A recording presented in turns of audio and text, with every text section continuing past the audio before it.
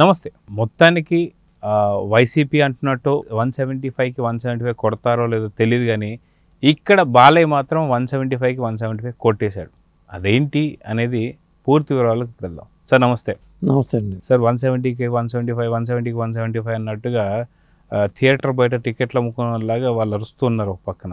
కానీ సరి సప్పుడు లేకుండా ఒకే థియేటర్లో 175 డేస్ ముగించారు. Why not 175? Why not 175 days అనేసి ముగించుకున్నారు. దాని గురించి ఏం చెప్తారు? నిజంగా 175 ఆ పార్టీలకు వస్తే లేదు తెలియదు కానీ, ఏ పార్టీకి వస్తే తెలియదు కానీ, బాలయ్య బాబు మాత్రం ఈ రోజుల్లో ముఖ్యంగా వారం సినిమా ఆడితేనే గొప్ప.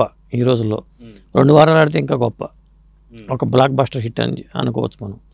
అలాంటిది భగవంత్ కేసరి, బాలయ్య బాబు హీరోగా నటించిన భగవంత్ కేసరి సినిమా, అనిల్ రావిపూడి డైరెక్షన్ వచ్చిన సినిమా ఒక థియేటర్లో 175 రోజులు పూర్తి చేసుకుని 200 రోజుల దిశగా పరుగు పెడుతుందంటే అది ఖచ్చితంగా వార్తే. చిలకలూరుపేటలో రామకృష్ణ థియేటర్లో ఈ సినిమా ఇంకా ఆడుతుంది, రోజుకి 3 షోలు చొప్పున. సో ఇంకో పక్కన రాజకీయ బరిలో అన్స్టాపబుల్ అంటూ కూడా అడుగు పెట్టబోతున్నాడు బాలకృష్ణ గారు. అయితే ఇలాంటి టైంలో ఇంకా భగవంత్ కేసరి, ఎందుకంటే బాలకృష్ణ గారు లాస్ట్ దసరాకి వచ్చినటువంటి ఈ సినిమా మాత్రం బ్లాక్ బస్టర్. నాకు తెలిసి అక్టోబర్ 19th వచ్చిన దసరాకి వచ్చింది. అక్టోబర్ 19 రిలీజ్ అయిన సినిమా ఇప్పటికీ ఏకధాటిగా ఆడుతుందంటే ఖచ్చితంగా సినిమాలో మంచి మెసేజ్, అంటే ఉమెన్ ఎంపవర్మెంట్ ఏదైతే ఉంటుందో ఆ లైన్ తీసుకొని నిజంగా శ్రీలీల కూడా అద్భుతమైన యాక్టింగ్ చేసిన. అంటే బాలయ్య బాబు సినిమాలోనే అత్యధిక కలెక్షన్ వసూలు చేసిన సినిమాగా చెప్పొచ్చు. ఇది దాదాపు 150 కోట్లు గ్రాస్ సాధించిన సినిమాగా మనం భగవంత్ కేసరిని చెప్తాం. ఎందుకంటే అనిల్ రావిపూడి సినిమా పరంగా కూడా ఇంత వసూలు సాధించడం అనేది గొప్ప విషయం. అలాగే ఆ సినిమా తర్వాత అనిల్ రావిపూడి ఇంకా సినిమా వేరే సినిమాలోకి వెళ్ళాలని కూడా వెళ్ళాల, కానీ ఈ సినిమా మాత్రం ఇంకా ఆడుతూనే ఉంది. అది గొప్ప విషయం. అయితే సినిమా గురించి తీసుకుంటే మటుకు ఒక మెసేజ్తో పాటు బాలయ్యలో యాక్షన్, ఎందుకంటే ఇదొక క్రేజీ కాంబినేషన్ అనే చెప్పుకోవాలి. ఎందుకంటే అనిల్ రావిపూడి ఇంతకుముందు తీసినటువంటి సినిమాలలో కూడా కొంత యాక్షన్ అనేది మనకి సర్లేరు మీకెవరు అనే సినిమాలో తీసినా సరే పెద్దగా అది మహేష్ బాబుకి సంబంధించి ఓకే, కానీ బాలయ్య బాబుని చూపించాలంటే మటుకు డైరెక్టర్లో ఒక సపరేట్ ఒక స్కిల్ ఉండాలి. ఆ స్కిల్ నిజంగా అనిల్ రావిపూడికి ఉందా లేదా?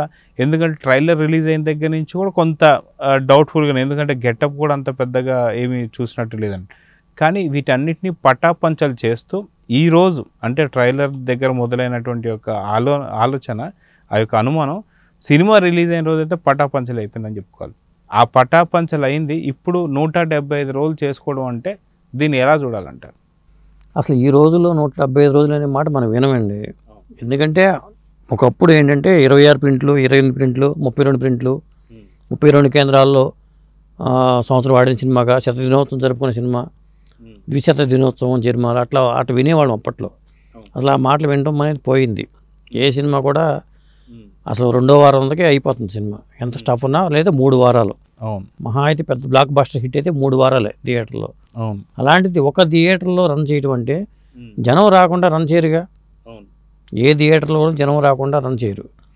అలాంటిది కంటిన్యూ చేస్తున్నారంటే దిల్వాలే దుల్హనియా లే జాయేంగే ఆ సినిమా బాంబేలో ఒక థియేటర్లో కంటిన్యూస్గా ఆడుతూనే ఉందని చెప్తూ ఉంటారు. అది ఎప్పుడో రిలీజ్ అయిన సినిమా కంటిన్యూ ఇంకా ఆడుతూనే ఉందంటూ ఉంటారు. అది గొప్ప విషయం.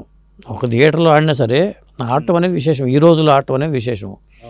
ఇక్కడ ఏంటంటే అనిల్ రావిపూడి ఆ హీరో బాడీ లాంగ్వేజ్కి అనుగుణంగా డైరెక్షన్ చేయడం అనేది డైరెక్టర్ అలవర్చుకోవాలి. అది అనిల్ రావిపూడికి బాగా వంట పట్టింది. ఏ హీరోతో సినిమా చేసినా ఆ హీరో బాడీ లాంగ్వేజ్ని ఆ సినిమాలో ప్రజెంట్ చేయడం అనేది అనిల్ రావిపూడి చేస్తూ ఉంటాడు.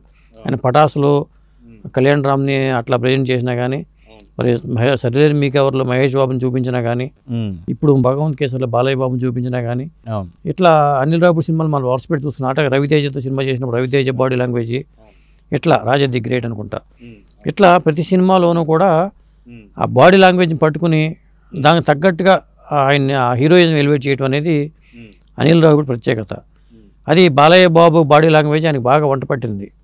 మళ్ళీ బాలయ్య బాబుతో మళ్ళీ అనిల్ రావిపూడి సినిమా ఎప్పుడు చేస్తారా అనేలాగా ఎదురు చూసేలాగా, ఇప్పుడు బాలయ్య బాబు కూడా బోయపాడితో ఎప్పుడు చేద్దాం ఎలా అనుకుంటారో అనిల్ రావిపూడి కూడా ఇప్పుడు చేద్దాం అనుకునేలాగా బాలయ్య బాబు పరిస్థితి కూడా ఉంది. కాబట్టి మనం అనిల్ రావిపూడి ప్రత్యేకత కూడా మనం ఇక్కడ చెప్పుకోవాలి.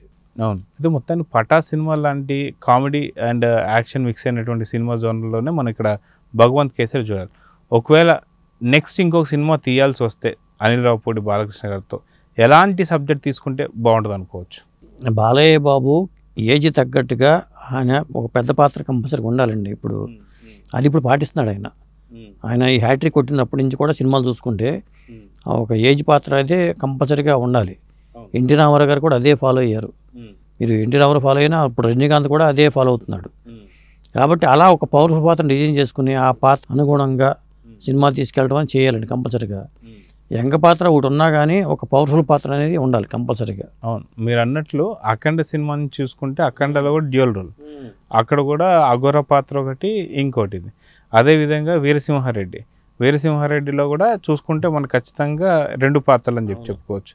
కానీ ఇక్కడ భగవంత్ కేసరికి వచ్చేసరికి బాలకృష్ణ యంగ్ పాత్రలో పోలీస్ ఆఫీసర్ కనిపించేది ఒకటైతే, దాని తర్వాత ఆఫ్టర్ కంటిన్యూటీ ఆ పాత్ర కంటిన్యూటీ. ఇప్పుడు NBK 109 పాత్ర కూడా ఇది మరి డ్యూయల్ రోలా ట్రిపుల్ రోలా తెలియదు కానీ మొత్తానికి అట్లాంటి పాత్ర ఇది 1980s బ్యాక్డ్రాప్లో తీసుకున్న సినిమాగా తీసుకుంటున్నారు.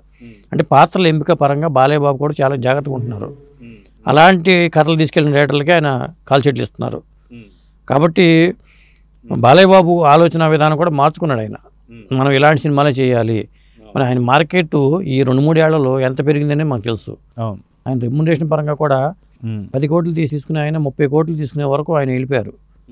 అంటే యంగ్ హీరోలతో పోటీపడి మార్కెట్ ఉన్న యంగ్ హీరోలతో పోటీపడి ఆయన సినిమాలు చేస్తున్నారు. కాబట్టి ఇదే కంటిన్యూ చేస్తారు అనుకుంటున్నాను నేను. బాలయ్య బాబు కూడా డైరెక్టర్ల ఎంపిక పరంగా కూడా జాగ్రత్తలు తీసుకుంటున్నారు. అలా వెళుతున్నారు ఆయన. ఓకే.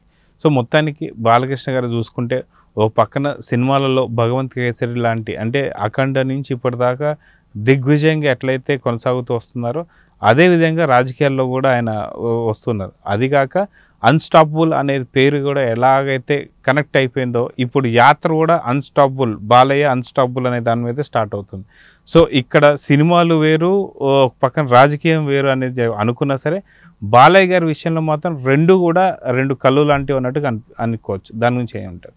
అదే అసలు ఆయన ఇంత టైం ఎలా కేటాయిస్తున్నారనేది నాకైతే అర్థం కావట్లేదు. ఎందుకంటే ఇప్పుడు పవర్ స్టార్ పవన్ కళ్యాణ్ గారు పూర్తిగా సినిమాలు పక్కన పెట్టి రాజకీయాల మీద ఫోకస్ పెట్టారు ఆయన. ఇక్కడ బాలయ్య బాబుకి వచ్చేసరికి ఇటు సినిమాలు చేసుకుంటున్నారు, అటు రాజకీయాలు చేస్తున్నారు. అంటే ఆయన పార్టీ అధ్యక్షుడు, జనసేన పార్టీ అధ్యక్షుడిగా ఆయన పూర్తి స్థాయి మీద దృష్టి పెట్టాలి కాబట్టి అట్లా వెళ్తున్నారు ఆయన. బాలయ్య బాబుకి ఏంటంటే ఆయన పూర్తి స్థాయి రాజకీయ నాయకుడు కాదు కాబట్టి ఒక హిందూపురం ఎమ్మెల్యేగానే చూసుకుంటున్నాడు ఆయన. కానీ ఆయన సినిమాలను వదిలిపెట్టట్లా, అటు రాజకీయాల్ని వదిలిపెట్టట్లా, అలాగే సేవా కార్యక్రమాన్ని వదిలిపెట్టట్లా. ఒక పక్క బుల్లితెర హోస్ట్గాను కూడా ఇన్ని పాత్రలు పోషించడం అనేది మరి అది బాలయ్య బాబుకే సాధ్యమైంది అనుకోవచ్చు మనం. సో చూద్దాం సార్, మొత్తానికి అఖండ లేకపోతే అక్కడి నుంచి కూడా అన్ని వరుస హిట్లు అయితే కొట్టుకుంటూ వస్తున్నాడో అదేవిధంగా అన్స్టాపబుల్లో కూడా ఎలాంటి ఒక అచీవ్మెంట్ అయితే ఉన్నాడో, ఇప్పుడు భగవంత్ కేసరి 175 వాళ్ళు 175 అని చెప్పేసి అంటూ ఉన్నా ఇక్కడ 175 కొట్టేశాడని చెప్పేసి బాలయ్య నిరూపించుకున్నాడు. చూద్దాం సార్. Thank you.